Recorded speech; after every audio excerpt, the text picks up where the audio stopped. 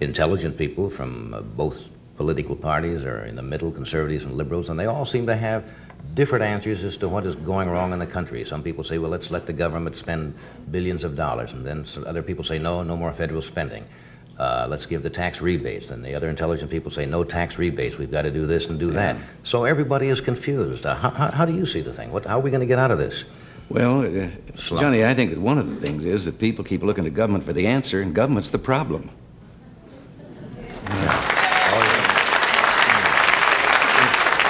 A moment ago, you asked, about people and feeling not only confused, but low and down in America.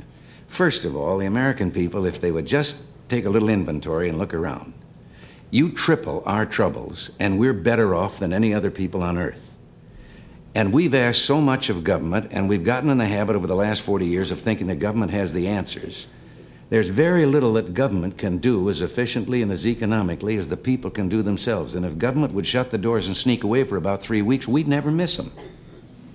Our biggest problem is that we have built a permanent structure of government, federal, state, and local, the permanent employees, and they've come to the place that they actually determine policy in this country more than does the Congress of the United States. Mm-hmm. There are 14.5 million public employees in the United States. That's quite a voting bloc. A poll was taken recently that found out that only 46% of the people in the poll could name their United States congressman. But what was worse, 86% of those who could name him couldn't tell you a single thing that he represented or stood for. They just knew that he represented the state. But he was a congressman, but what's he doing while he's up there? And the same is true at the local levels of government and all the rest. But so you're saying people really have to take an active interest, and you have to have citizen action groups locally and let them know. See, the special interest groups.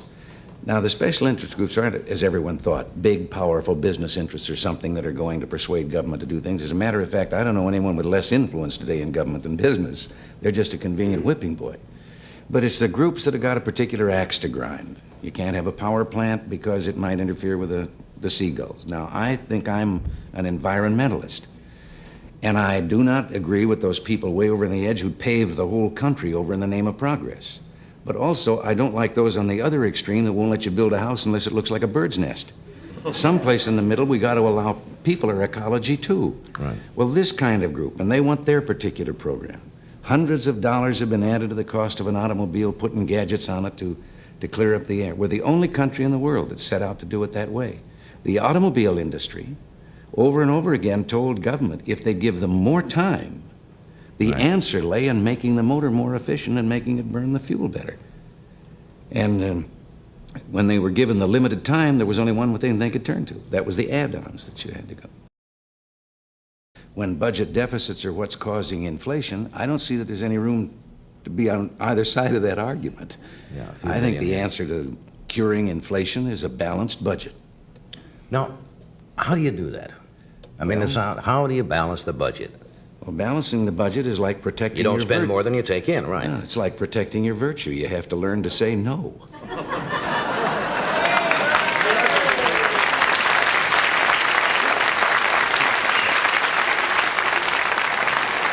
There's got to be another way. What's the second option? Well, no, there's some ways that this could be brought about. First of all, that limitation. Here's another one. Why shouldn't we have, in addition to a simplified income tax, why shouldn't we also have a law that says that any time a legislator or a congressman introduces a spending program, he has to introduce with it a tax program to pay for it? Then let the people find out.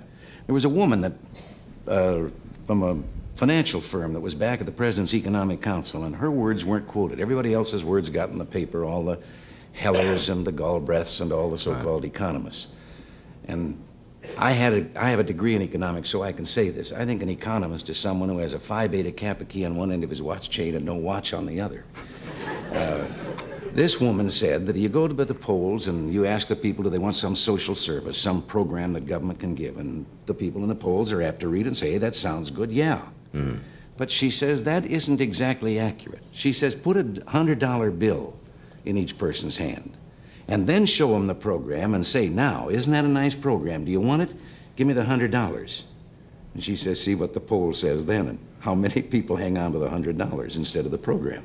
In other words, if it's rather hidden and someone doesn't know exactly where it's going to come They from. all the government programs start $1 down and we'll catch you later. And they multiply all of those things that you were...